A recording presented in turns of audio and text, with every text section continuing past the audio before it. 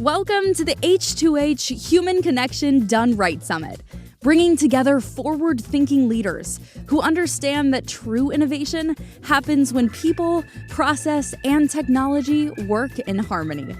Lean into this refreshing, energizing experience designed to inspire you with a new approach to a timeless principle. Our speakers will offer fresh insights that will challenge perspectives and spark new ideas. Imagine with me, if you will, that you are sitting behind your computer, so pleased with the way that your technology has been adopted by your users, whether they are your internal employees or your customers, but everything that you thought would happen with your technology has come true.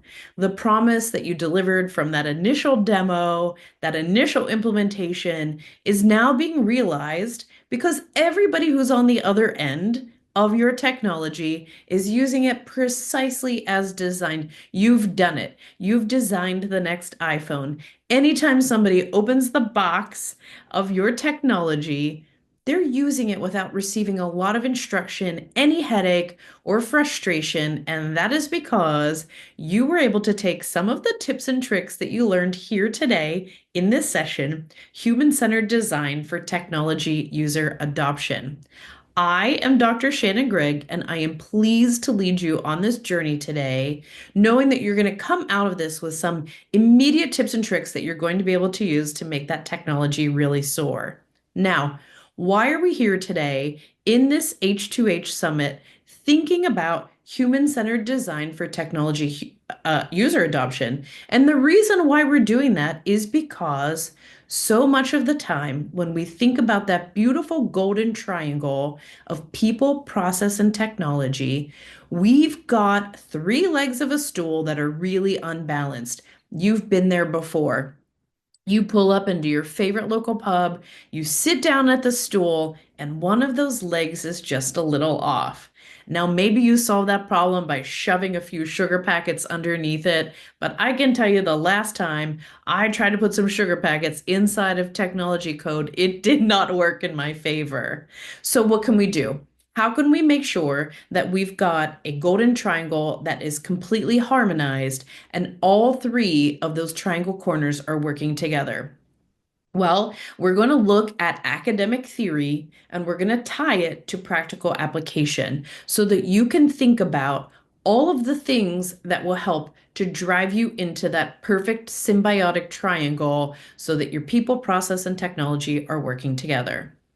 I spent almost half of a decade researching this problem, trying to understand why won't users use, specifically in the case of my research, CRM and its registered and related applications. And a lot of times we found out there were things that were being misunderstood, misinterpreted, or completely ignored. And most of the time, that tied back to the people. Your technology might be completely beautiful. It may be aligned to the process that it's trying to be solve, but the people aren't always in alignment. And I'm going to tell you how and then why you can fix this problem. First, I want to talk about adult learner theory. So as we think about adults, we know that there is something called andragogy that's similar and related to pedagogy, which you might know that PED prefix is pediatrics. That means children. So when you think about adults, that andragogy, they learn things that they want to learn. Adults, probably like you sitting here today, opt into their learning. So they decide what the things are that work really well for them, and then they go do it. So if you've got an adult who's being told, you have to learn this technology, you have to use this for your work, they're going to feel like it's being given to them, not developed for them. And so as you think about your technology rollout, and there are really three academic theories that we're going to talk about here today, adult learner is one for you to really be thoughtful about. So how can I meet adults where they are? You probably have heard about the theory of there being different types of learners. Visual learners, who are people that like to see things being done and then they can do it themselves.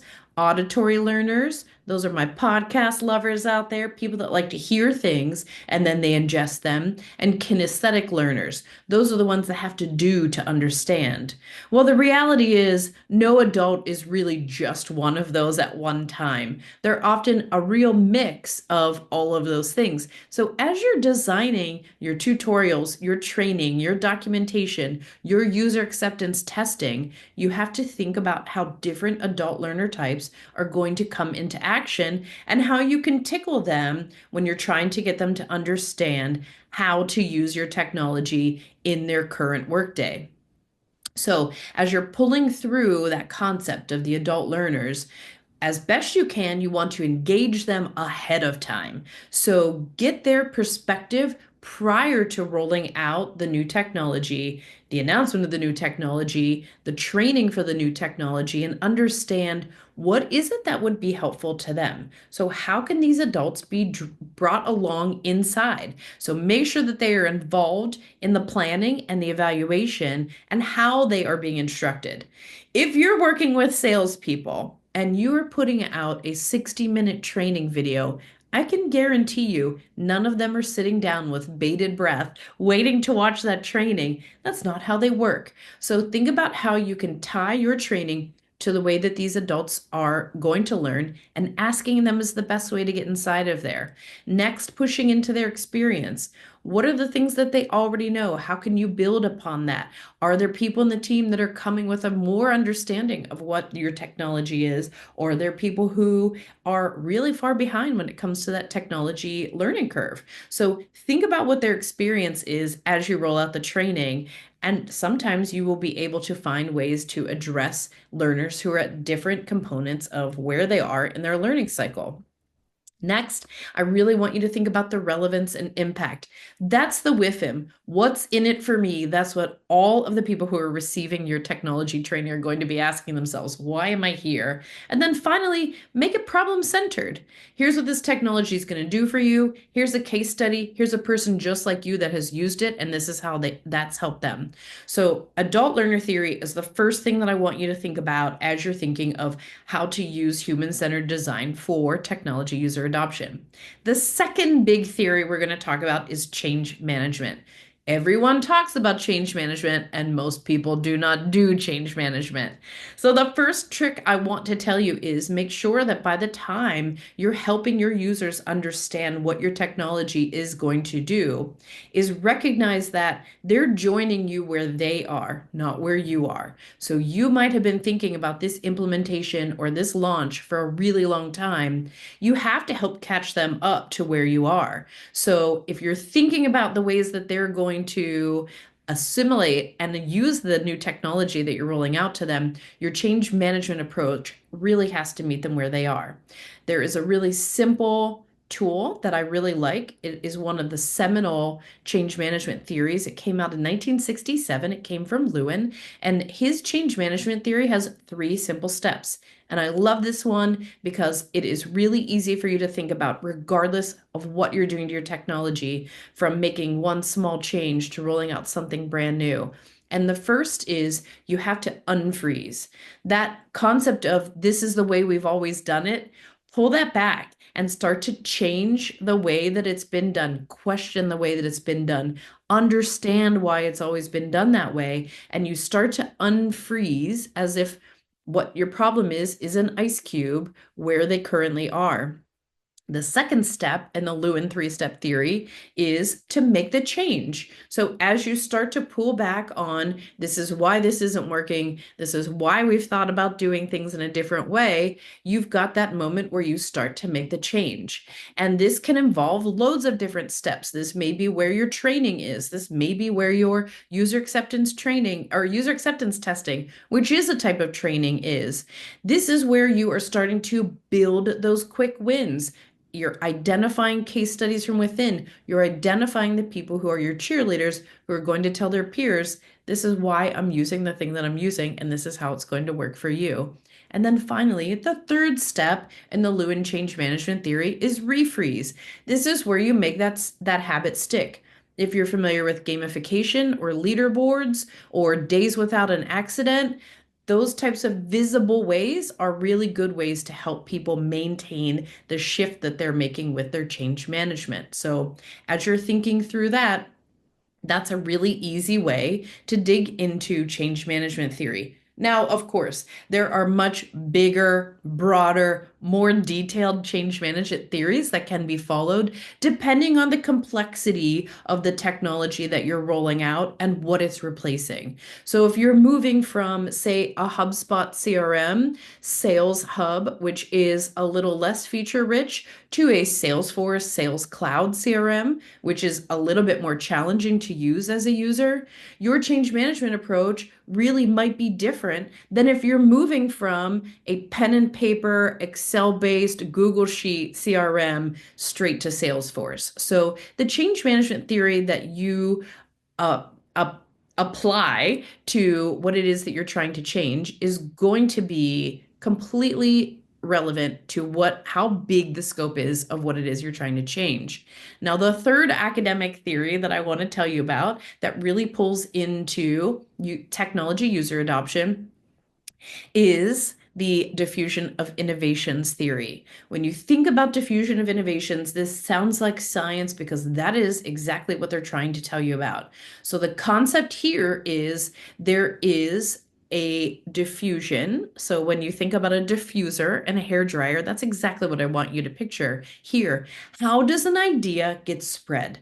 How do more people start to learn about your technology and how it can work? So sticking with a concept of CRM, if you've got somebody who's using your CRM in a really nice way, you want to be able to pull that person out to speak to everybody else. Use them as a case study. Say, hey, we've got here an account executive who's used this new object that we built in our CRM system, and they've actually increased their deal velocity. They were able to retire their quota 10% faster. So as you're starting to think about that diffusion of innovations, this is where, one, you better come with data, facts, and figures. Two, you need to equip the people who are going to be your cheerleaders and help spread that information for you. And three, you want to be able to make sure that that adoption curve is something that you've really thought about. So the diffusion of innovations curve is a traditional bell-shaped curve, and it starts with innovators and early adopters, and they make a small component. These are the folks that you definitely want to get on your side so they can help spread your idea. They're going to carry it through to the majority, and in the middle of that bell curve is an early majority and a late majority, and they're making up over 60% of the people who are going to use your technology. And then at the end, you've got laggards. And the laggards are the folks that I personally love to involve. If you remember, a couple of minutes ago, we talked about involved adult learners. Ask the laggards. How are you going to respond to this? How do you want to learn about this? Those are the folks that you're going to have the biggest challenge with when you're thinking about user adoption. So as you think about that innovation adoption curve, starting from innovators and early adopters moving all the way to laggards, the way that your technology gets rolled out and adopted is something that is going to happen at a specific velocity and pace, but it will follow that bell-shaped curve. Technologies always do. Now, how can you design your technology moving from these academic theories of adult learner, diffusion of innovations, and change management, and moving all the way into making sure that you're practically applying these for an application that will allow you to have technology that is heavily adopted by your users, which is the goal. That's utopia. There is a really specific theory that was put out by Stanford, and it's called design thinking for innovation. And it has 5 components. And this is something that should be addressed really early on, and it should be tested continuously. And the first is empathize. Now, again, sticking with the concept of CRM, if you've got a beautiful, wonderful technologist who can write the most pristine code that you've ever seen, but they never once have carried a bag, had a quota on their back, been afraid of losing their job at the end of the month because they aren't able to retire their quota fully, the empathy may not be there. And it's really critical that this component is considered as you're thinking about technology user adoption. Why? That coder who's sitting in front of the computer is somebody who is likely to be someone who sits still, who pays attention, who can get really deep in code, can adjudicate it, and understand if it's doing what it needs to do. Those things do not at all describe a salesperson who doesn't have time to make 17 clicks to close an opportunity record. So, making sure that you are developing your technology with empathy is number one in the design thinking for innovation model. The second is define, and this goes beyond just gathering user requirements and writing really nice user stories, but instead, this is saying, how will this be used? Where will this be used? If we are looking at people understanding the jobs to be done framework, how can we say we can meet the definition of what would solve their problem? Because that's exactly what we want their technology to do is solve their problem, even if they don't know that they have it yet. The third step in design thinking for innovation is ideate. And that's when you're starting to come up with concepts and ideas and you're micro testing them. If you've ever read The Lean Startup by Eric Ries, this is what he was talking about. Bringing the ideas out, field testing them with a focus group of your potential users, and then making some changes to make sure that you are addressing their biggest needs. Then you move into prototype. So the fourth concept in the design thinking for innovation is to prototype. So after you've moved through empathizing, defining, ideating, prototyping, you are then going to test. And testing is critical. Testing can happen in all sorts of ways. You're testing your technology internally, you're testing your technology with users, and I really want you here to think about those innovators and early adopters and those laggards, because they're going to be critical as you test what it is you're rolling out. Say, for example, you're going to be adding in a price book model to your CRM system. Test that against your salespeople who love to use their CRM because they know how it moves them forward in their job. See what those innovators and early adopters think about it, and then test it against the laggards. See where they get stuck. Watch where their eyes move. Understand the questions that they have, because that feedback is going to be critical for you to say, aha, I know exactly where the people in the people process technology triangle are going to get stuck using our technology, which will then prevent them from adopting it. That's going to be really helpful as you're thinking how to move that forward. Of course, you want to integrate this concept of design thinking for innovation early on. It should be something that you're thinking about as you're developing your technology. It should be something that you're thinking about as you're deploying your technology. So as you're moving these things forward, you want to come back and revisit this concept continually, because people are expecting you to do it. Now, there are loads of applications out there that say, we are an application that will help people to adopt your technology. And that says to me, your technology is too complex to be used early on. Do we expect that there is going to be some complexity when it comes to heavily regulated environments, some really challenging controls? You betcha. We definitely do.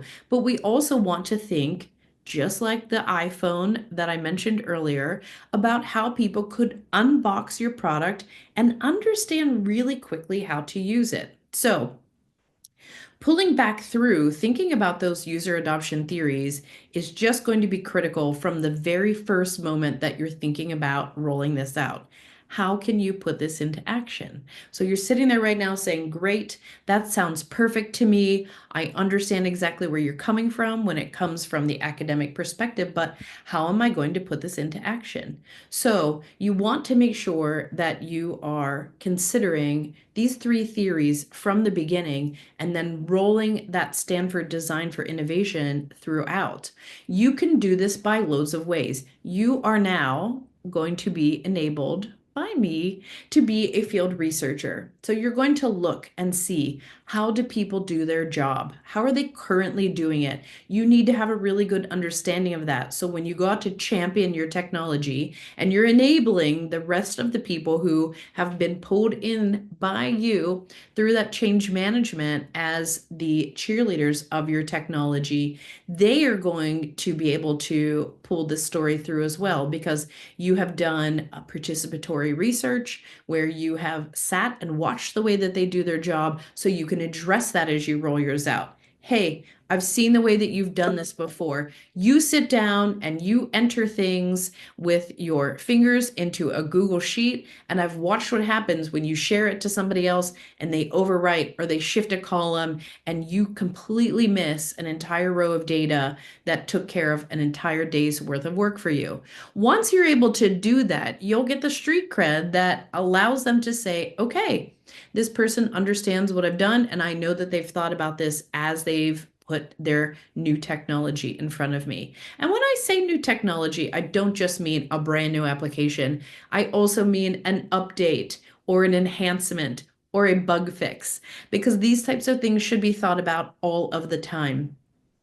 You also are going to be doing ethnographic research. So you're going to interview people so that you can say, guess what? Mike, the SDR, told me this is exactly the challenge that he's experiencing. And I understand that everybody else on the SDR team has the same problem. So as you're starting to think about this, you're coming with some actual relevance and credibility because you're able to address what the actual problem is of your users.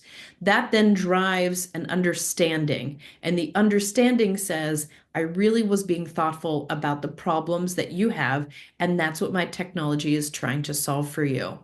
What you don't want to do is develop technology that is a solution to a problem that doesn't exist. You don't want to be a solution looking for a problem. You want to be able to say, I understand what your problem is, and I was able to develop a solution for it, and here's how you're going to find out how to use it at your best. Then finally, when you're thinking about your modeling and your prototyping, make sure that you have a really open way and an identifiable way for your users to feed back to you the issues that they have.